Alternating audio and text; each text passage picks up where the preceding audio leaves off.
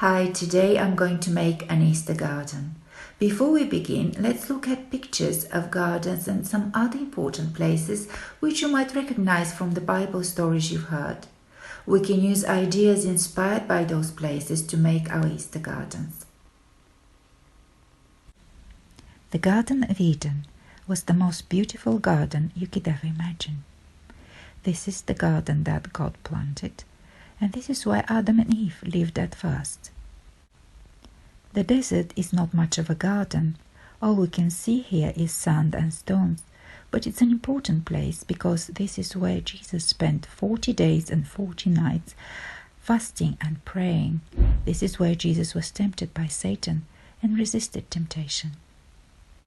The Garden of Gethsemane is where Jesus prayed the night before he was arrested. He prayed alone because none of his disciples managed to stay awake and pray with him. How do you think he felt? He probably felt lonely, anxious, worried about what was to come next. He prayed and he told God how he felt, but he also trusted in God and told God that he would do whatever God wanted him to do. On the next day, Jesus was tried and crucified on a place called Calvary or Golgotha, also known as the place of the skull. He died on the cross, and his body was placed in a tomb. The tomb belonged to a rich man called Joseph of Arimathea, who was also a friend and a follower of Jesus. The tomb was sealed with a big, heavy stone. On the third day, Mary Magdalene and another woman called Mary went to the tomb. To their surprise, they found the tomb empty. An angel appeared to them and told them not to be afraid. He told them that Jesus was risen from the dead.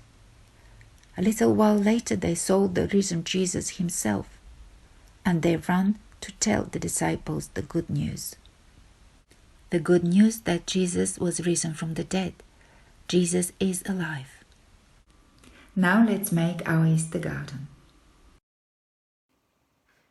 We will need a foil tray, a little pot, some lolly sticks, some stones. I also have here some seashells, some gravel stones, and I have seeds. I have cress seeds and sunflower seeds. Of course, you can use whatever seeds you want. I also have a little plant which I'm going to put in my garden. Of course, we need compost as well. So this is my tray with compost in it, and I've made room for my plant to go in.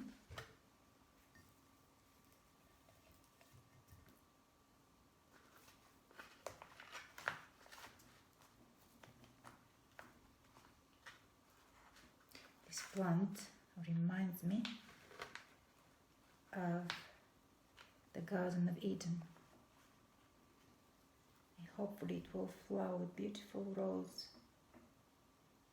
flowers. Now, okay, the next thing I will do, I'm going to use those lolly sticks to make a cross. I'm just going to snap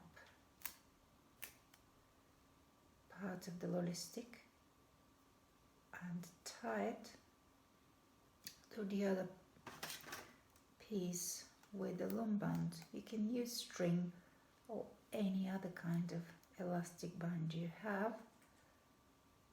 So this is the cross I made. I also made a couple of more crosses. So this be the cross where Jesus was crucified, by here, and also there were two people crucified next to him, both on each side, if you remember. One of them made fun of Jesus, and the other asked Jesus to remember him when he is in God's kingdom.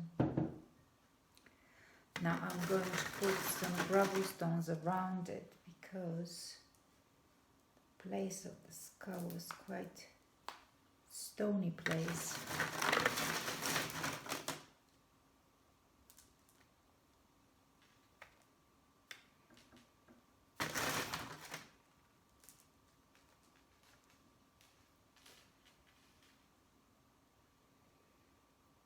Okay.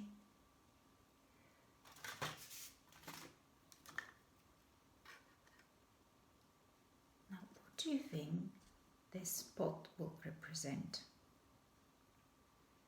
That's right. That looks like a tomb. So this here will be the tomb where Jesus was buried.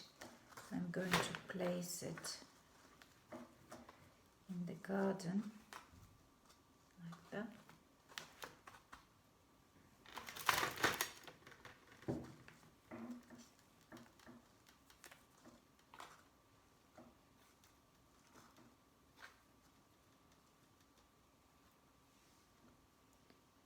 And I'm going to place a big stone next to it.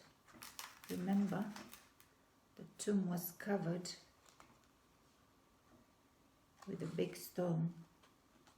And I also am going to put some stones around it.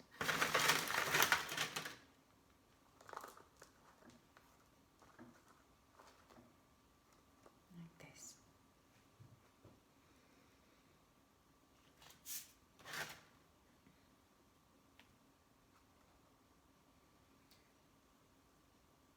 I'm also going to decorate my garden with seashells.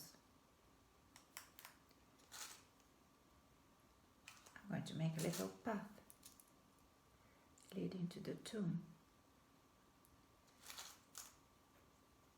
Seashells remind us of our baptism.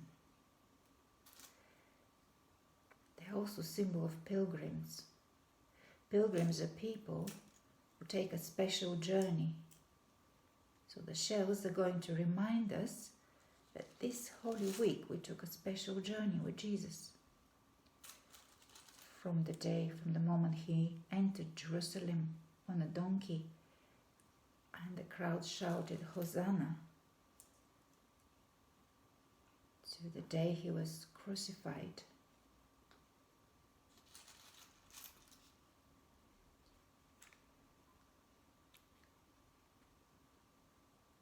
On Calvary.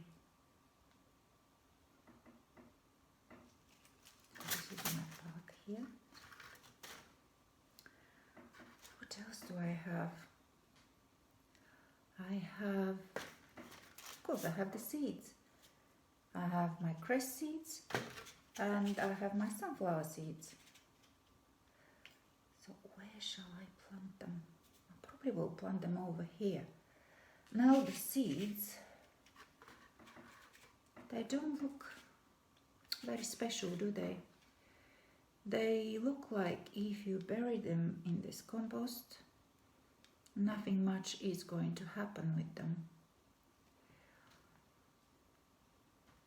What do you think the disciples felt when they buried Jesus in the tomb?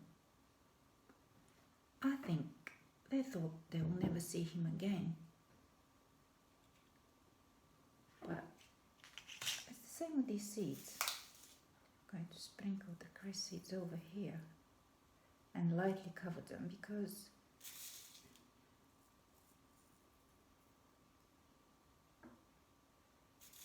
they don't need to be covered very much. And I'm going to sprinkle them along the path. Sprinkle over here.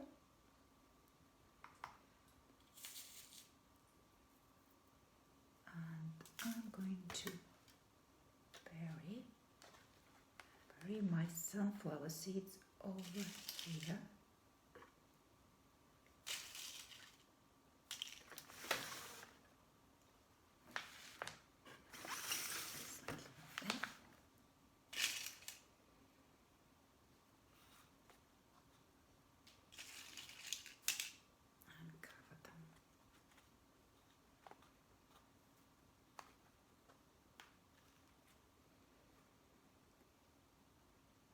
it might not look like there's anything in here, or we're going to see any signs of new life coming through.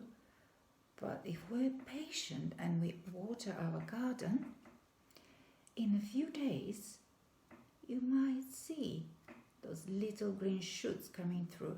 The cress seeds won't take too long to grow, maybe a few days. The sunflower seeds might take a while, but if we're patient and if we water them and if we look after them, we will see the green shoots coming through.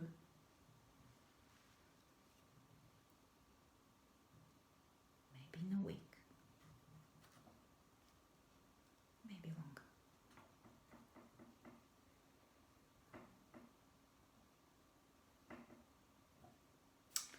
So this is my Easter garden.